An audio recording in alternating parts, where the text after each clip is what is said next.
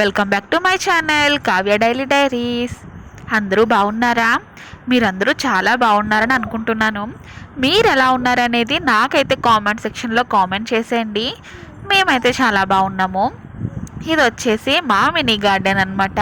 నిన్న వర్షం పడిందని చెప్పాను కదా, ఇంకా ఇవాళ కూడా ఎండలో అయితే ఉంచేసాను అనమాట. వాటికి కొంచెం హ్యాపీగా ఉంటుందని. ఇంకా ఈరోజు చెప్పడం మర్చిపోయాను కదండి, మా పాపకైతే స్కూల్లో అయితే తీసేశారనమాట. అందుకే ఈరోజు పొద్దున్న రెసిపీస్ అన్ని టిఫిన్ లంచ్ ఏమీ తీయలేకపోయాను అనమాట. ఇంకా నైట్ డిన్నర్కి వచ్చేసి కబాబ్ అయితే చేసుకున్నాను.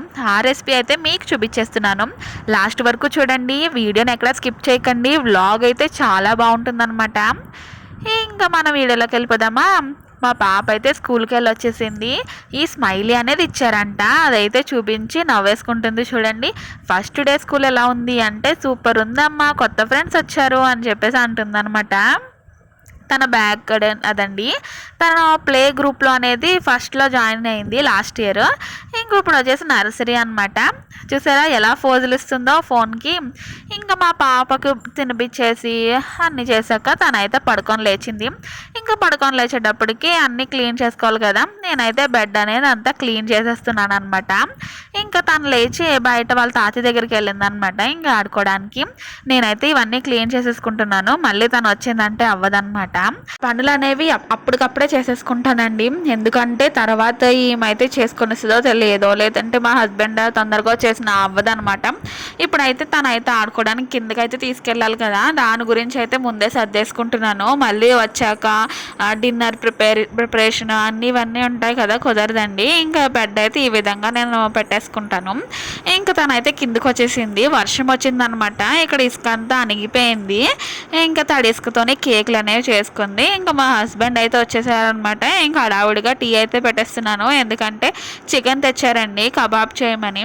ఇంకా కబాబ్ చేసేటప్పటికి చాలా లేట్ అయిపోతుంది, ఎందుకంటే అది మ్యాగ్నేషన్ చేసి ఒక 30 మినిట్స్ అయినా సరే మనం పక్కన పెట్టుకోవాలండి, అప్పుడే మసాలా అంతా ముక్కకైతే పడుతుంది కదా. ఇంకా ఆ రెసిపీ అయితే చూపించేస్తాను. ఇంకా మా టీ అయితే అయిపోతుంది అనమాట. ఇంకా పక్కన అయితే అల్లం వెల్లుల్లి పేస్ట్ చేసుకోవడానికి అయితే అల్లం అది అన్నీ తరుముకుంటున్నాను. ఇంకా పనిలో పని టీలో కూడా చిన్నది వేసేసాను, టేస్ట్ అయితే బాగుంటుందని. ఇంకా మేము వర్షం పడుతుంది కదండి, ఇంకా ఏం వేడి చేయదులే అని చెప్పేసి దాంట్లో అయితే కొంచెం అయితే అల్లం వేసేసాను అనమాట. అల్లం వేస్తే కొంచెం ఘాటుగా బాగుంటుందండి టీ, మీరు ఎప్పుడైనా ట్రై చేయండి. ఇంకా మేమైతే టీ సర్వ్ చేసేసుకుంటున్నాము. మా మామయ్య గారికి, మాకు, మా హస్బెండ్కి అయితే నేనైతే టీ ఇలా సర్వ్ చేసేస్తాను. మాకైతే కంపల్సరీ టీ అనేది ఉండాలండి, పొద్దున్న సాయంత్రం ఒకసారి అయితే 2 టైమ్స్ అయితే డైలీ 2 టైమ్స్ అయితే తాగుతాము. ఎర్లీ మార్నింగ్ అయితే తాగమనమాట, అదైతే అలవాట్లేదు. టీ అనేది ఒక ఎడిక్షన్ అనమాట. ఇంకా మా హస్బెండ్ అయితే ఎదురు చూస్తుందన్నమాట, టీ ఎప్పుడు తీసుకొస్తానా అని. ఇంకా తీసుకొచ్చేసి ఇద్దరం కూర్చొని కబుర్లు చెప్పుకుంటున్నాము. ఇంకా పొద్దున్న నుంచి ఏం జరిగింది, పాపేమో స్కూల్కి వెళ్ళింది కదా, ఎలా ఉందంటే ఏడ్చిందా అవన్నీ అడుగుతున్నారు. ఇంకా టీ అన్నీ తాగేసి కాసేపు టైం స్పెండ్ చేసేసాక ఇంకా డిన్నర్కి అయితే టైం అయిపోతుంది కదా, ఇంకా దానికి సంబంధించిన అల్లం వెల్లుల్లి పేస్ట్ ఇవన్నీ రుబ్బేసుకుందామని అన్నీ వచ్చేసాను అనమాట.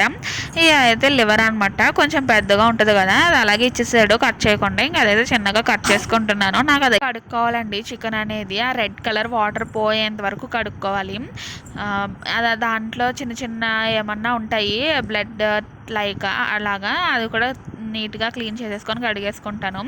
ఇంకా అల్లం వెల్లుల్లి పేస్ట్లోనే కొంచెం చెక్క 2 లవంగాలు అయితే అయితే మిక్సీ అయితే పట్టేసుకున్నాను. దానికి కావాల్సిన కారం, పసుపు, ఉప్పు, ఇంకా గరం మసాలా, ధనియాల పొడి, ఇంకా కబాబ్ పౌడర్ అనమాట. ఇది కబాబ్ పౌడర్ వేస్తే చాలా టేస్ట్ ఉంటుందండి.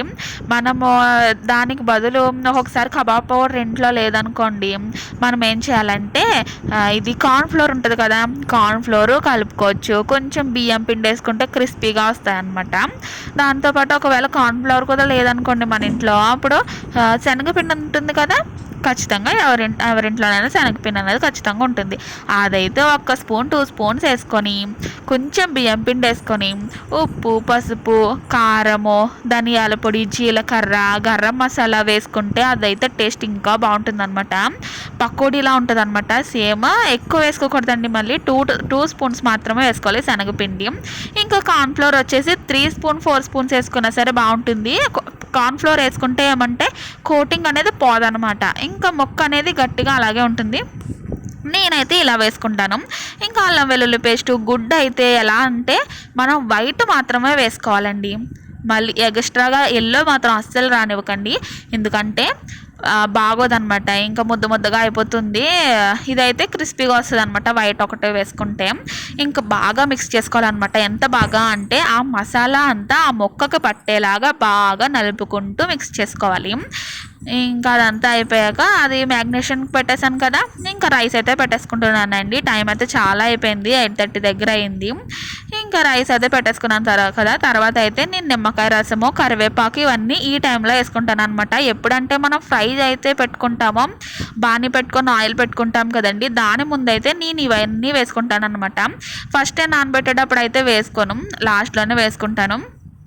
నేను ఈ నిమ్మకాయ రసం అనేది ఎలా స్టోర్ చేసుకుంటాను అనేది ఒక వీడియోలో చేశాను.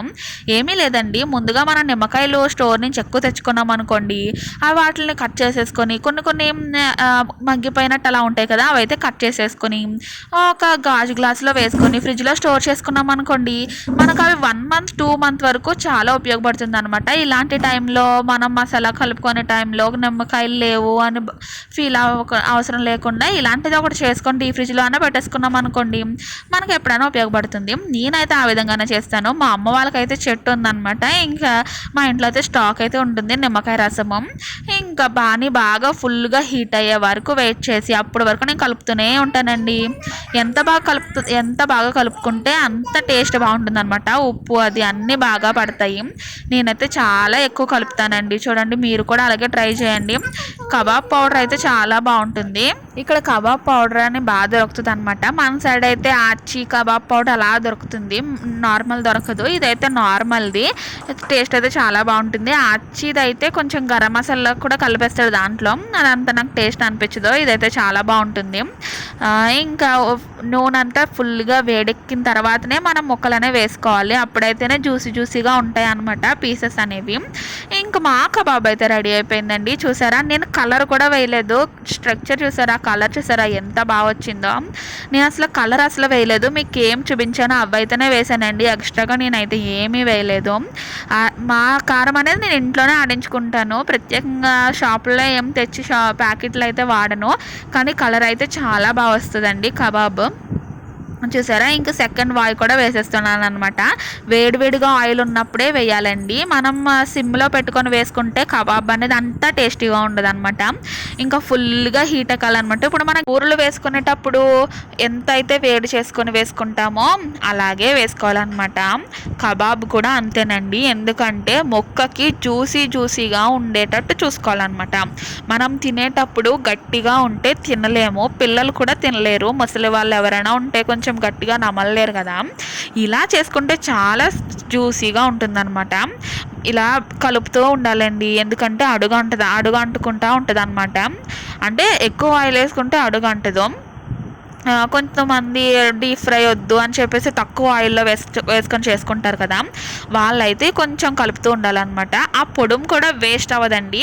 మనం వైట్ రైస్లో, ప్లెయిన్ రైస్లో ఈ పొడుం వేసుకొని, నిమ్మకాయ వేసుకొని, ఉల్లిపాయ పక్కన పెట్టుకొని ఆ ముక్క కొరుకుతే ఉంటుందే చూడండి, అబ్బబ్బబ్బా సూపర్ ఉంటుంది అనమాట. మా హస్బెండ్ అయితే ఫేవరెట్ అనమాట దానికి. ఆయన చెప్పారు ఇలా తింటే చాలా బాగుంటుందని, నేను ట్రై చేశాను, చాలా బాగుందండి. ఒకసారి నేను చెప్పిన ఈ రెసిపీ మీరు ట్రై చేయండి, చాలా బాగుంటుంది. మా కబాబ్ చూడండి ఎంత టేస్టీగా ఎంత టెండరీగా రెడీ అయిపోయిందో. చూసారా, ముక్కలు ఎర్రగా బయట కొని అవసరం లేదు, మన ఇంట్లోనే టేస్టీగా మంచిగా చేసుకోవచ్చు. కొత్తగా ఎవరైనా నా ఛానల్ చూస్తున్నారా అయితే సబ్స్క్రైబ్ చేసుకోండి, లైక్ చేయండి, మీ ఫ్రెండ్ అండ్ ఫ్యామిలీకి అయితే షేర్ చేసుకోండి. నెక్స్ట్ వ్లాగ్లో మళ్ళీ కలుసుకుందాం, బాయ్.